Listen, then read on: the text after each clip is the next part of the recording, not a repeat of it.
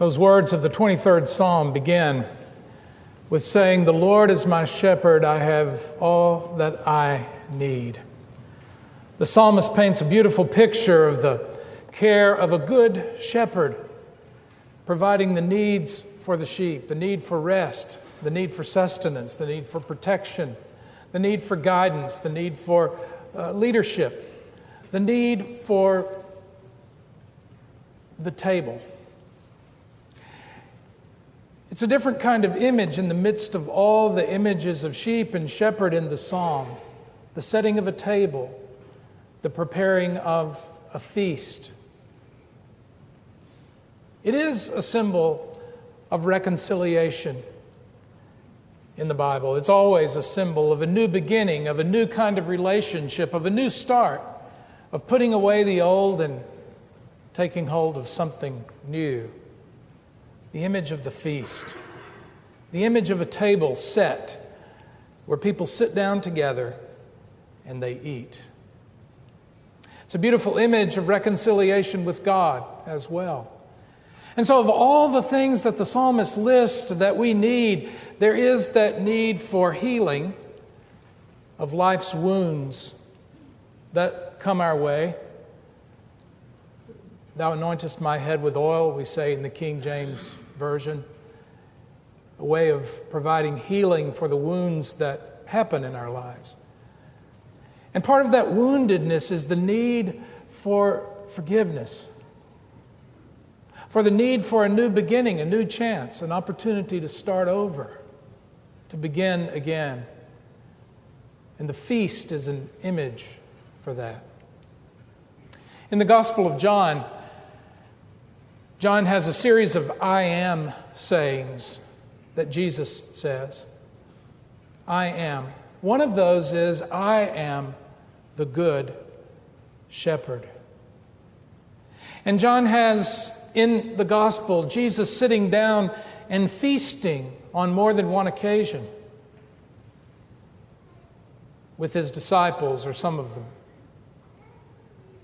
There are two times in particular that stand out in the Gospel of John, and one of those happens in the very last chapter of John.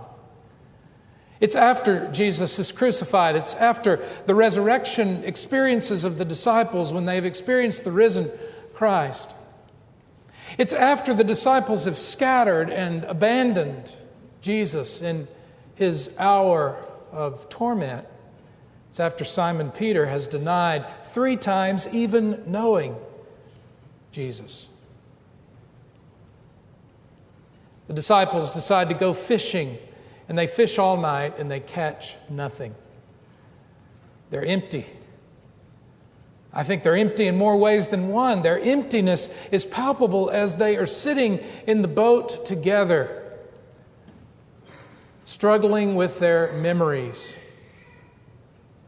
You know, we know that memories are imprinted on us, pressed on us, burned on our brains by the amount of emotional force behind those memories. Imagine the disciples who said that they would never scatter and abandon Jesus, but they did just that. And worst of all, Simon Peter. Simon even said, well, these others may abandon you, but not me. And then when it came right down to it, he did exactly what Jesus said he would do. Before the rooster crows, I tell you, Simon, you will deny me 3 times. And he did.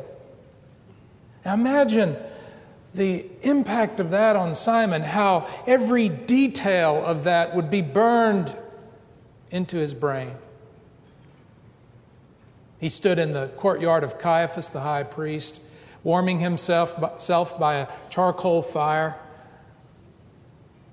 Don't you know that every crack and pop of the fire, the smell of the fire, the barely visible brightening of the sky in the east, the chill in the air, the sound of his own voice denying Jesus, and even on the 3rd time, denying even knowing him and doing it with a curse.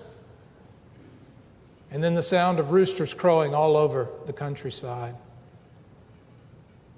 Every detail burned into Simon's brain. We know how tormented Simon was by this, not only because of the event itself and his reaction and the fact that he saw Jesus being led by him in chains in the courtyard, and surely their eyes met in that moment. But also we get a little glimpse of it when the risen Christ tells the women to go and tell the disciples to meet them in Galilee. But the words are a little different than that. It says, go and tell the disciples and Peter to meet me in Galilee. Why separate Peter out? I believe it's because Simon Peter had separated himself from the group. He had felt unworthy even to be called a disciple and to be a part of that group. Can you imagine the pain that he carried, the regret, the need for forgiveness, and the inability to forgive himself or to be open to receiving forgiveness? And then, just as there was maybe a little lightening in the east, a little bit of brightness may be coming to the sky toward morning, as the disciples made their way in without a fish. They saw a stranger on the shore, and the stranger told them to cast their nets on the other side. Oh, what a memory that was when they first met Jesus and he called them to discipleship. They were fishing and he told them to cast their nets on the other side. And man, that was a big catch, one they talked about for a long time. So they did it again, and another big catch. And they realized that the risen Christ was right there. They made their way quickly into the shore and they found Christ cooking breakfast over a charcoal fire.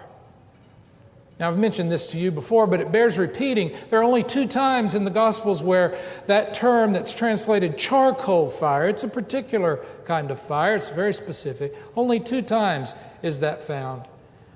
Once in the courtyard of Caiaphas, the high priest, and the second time on the shore of the Sea of Galilee. So there it is. The very sights and sounds that are burned into Simon Peter's memory are there on the shore.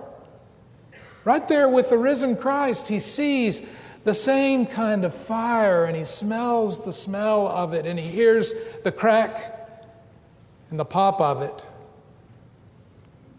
He feels the chill in the air and the barely visible lightening of the sky in the east, and roosters crowing all over the countryside.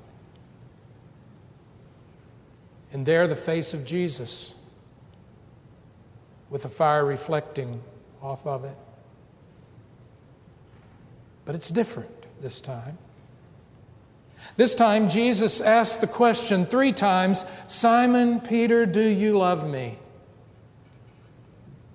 And he was able to answer, yes, Lord, you know I love you. 3 times he had denied him. 3 times he has an opportunity to say, I love you. And Jesus has prepared a feast.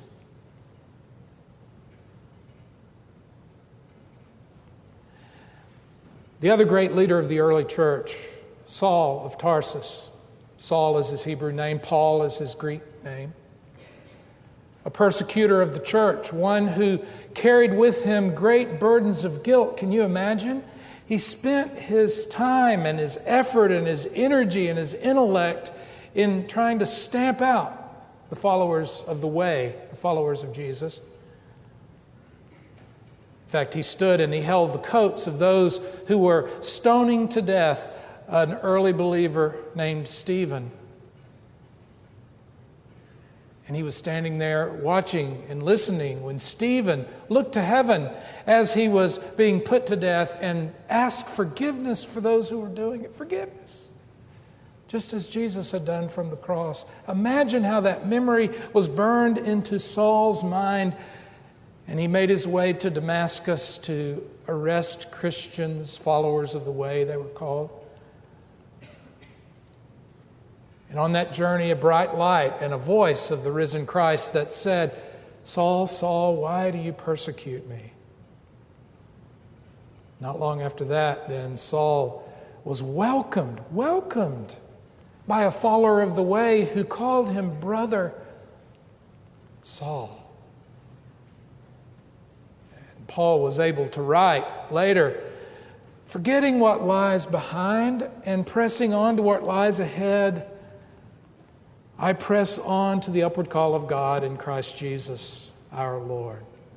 Forgetting what lies behind. Paul uses this powerful image of a runner running a race, and he knows you can't do it with packed baggage. You've got to be able to let go.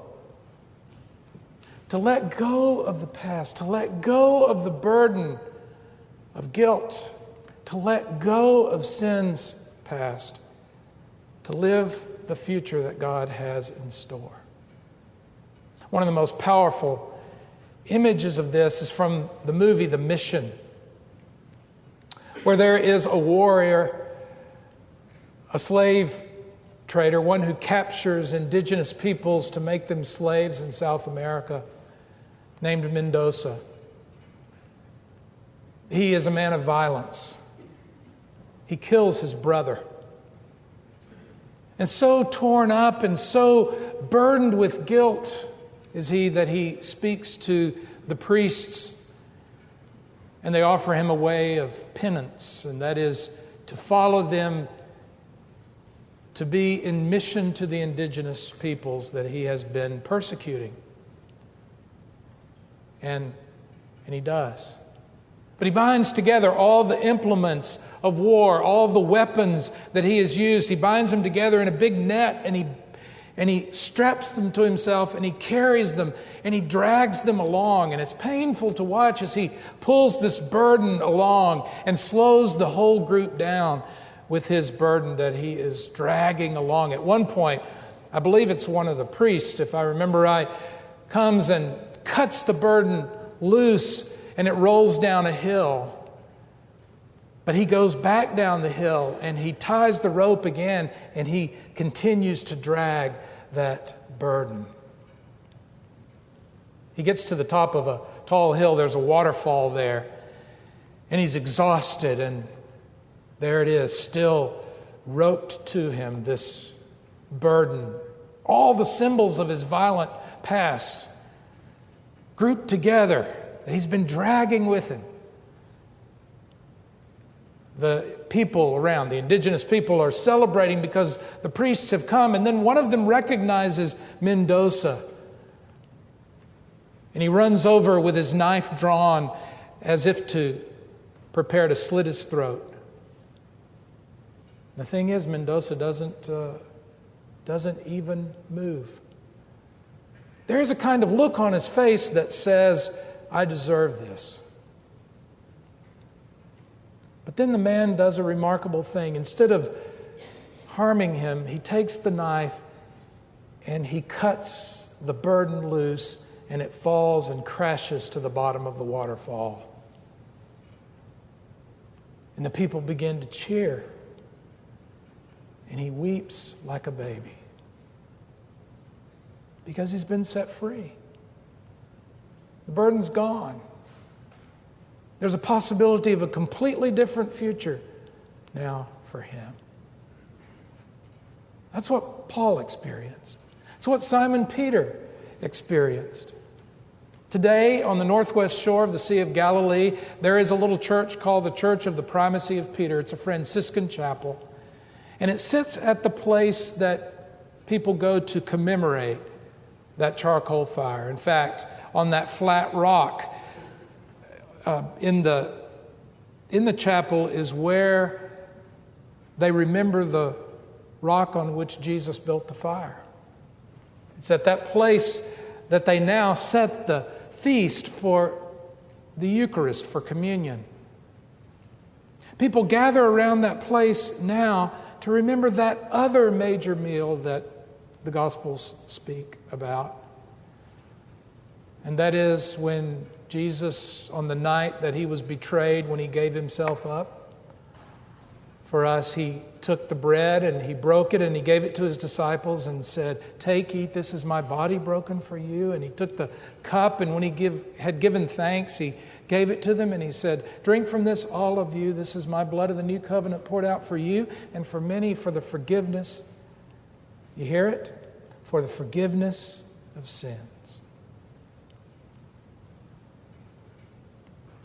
I don't know this morning what you're dragging around with you. I don't know that.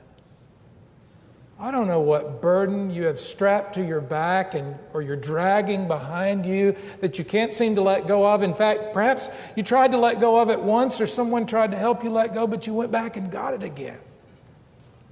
And you're just dragging it around. So the good news of our faith is this gracious, loving God who stands ready like a good shepherd to set a feast before us, a feast of reconciliation and love. Our gracious God who is always holding out for us a second chance, a new beginning, the opportunity to let go of those things in the past so that we can live the life that He wants us to live. It's my prayer for you, for us, that we would leave those burdens here today. That this would be a table of letting go and beginning again.